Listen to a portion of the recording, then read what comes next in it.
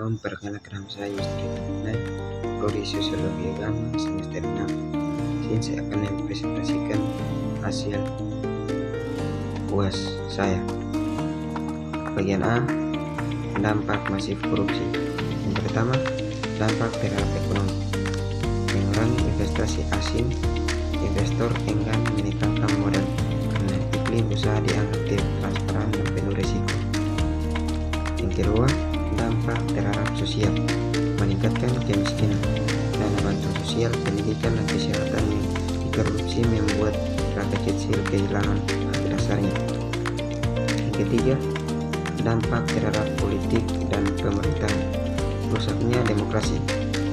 Politisi yang lewat uang sogok lebih mementingkan balik modal kepentingan rakyat.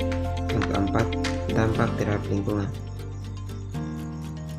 sumber daya alam secara ilegal. Korupsi di sektor kehutanan, pertambangan, dan perizinan termasuk lingkungan secara masif. Bagian B, nilai dan prinsip anti korupsi. Kejujuran dari nilai dan prinsip anti korupsi adalah dasar utama anti korupsi. Orang yang jujur tidak akan mengambil apa yang bukan haknya walaupun ada kesempatan. Contohnya, seorang menara sekolah tetap melaporkan sisa dana kegiatan walaupun tidak ada yang tahu jika uang itu disimpan sendiri. Pegawai tidak memasukkan absensi demi mendapat uang tunjangan. Yang kedua, transparansi. Makna dari transparansi: semua proses yang berhubungan dengan keuangan, kebijakan, dan keputusan publik harus terbuka, bisa diakses dan diawasi oleh publik.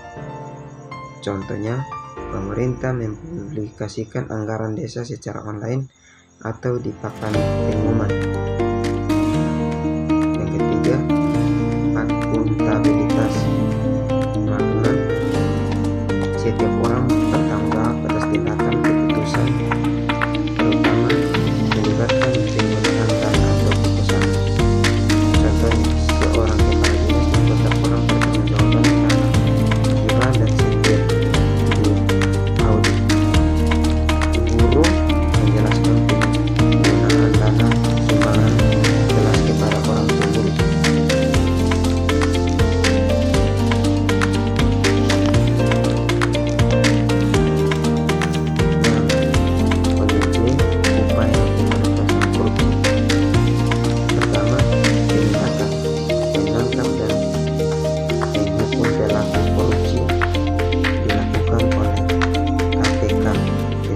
Dan kepolisian termasuk penyitaan aset dan hukum berat.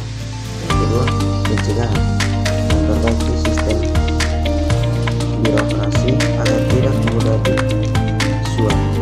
Contohnya, layanan publik digital, online, anti-korupsi, soundnya integritas.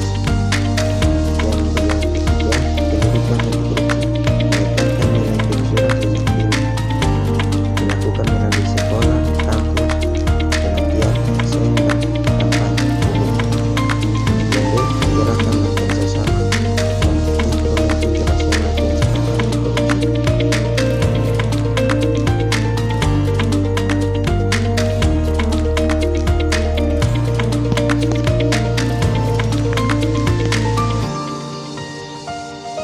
Konversi anti korupsi terdiri dari 5 pilar utama.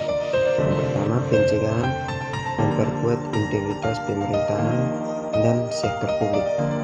Yang kedua, penegakan hukum, penindakan tegas terhadap koruptor.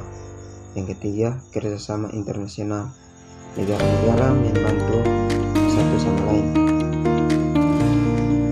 Yang keempat, pengambilan aset hasil korupsi ke negara asal. Yang kelima, bantuan teknis dan pelatihan, meningkatkan aktivitas negara perkembangan.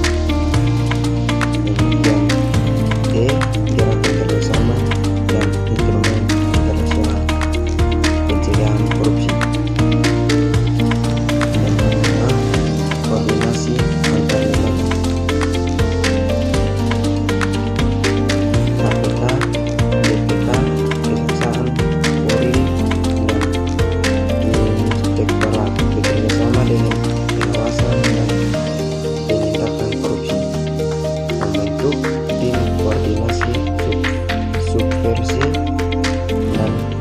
pencegahan di daerah-daerah. Bagian F, tindakan pidana korupsi dalam perundang-undangan. Yang pertama, merugikan keuangan negara.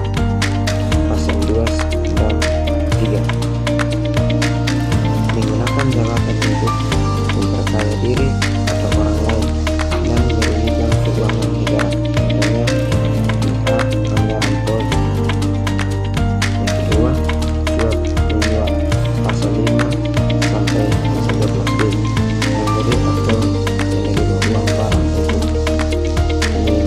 mengaruhi keputusan pejabat, contohnya suap untuk memenang tender proyek.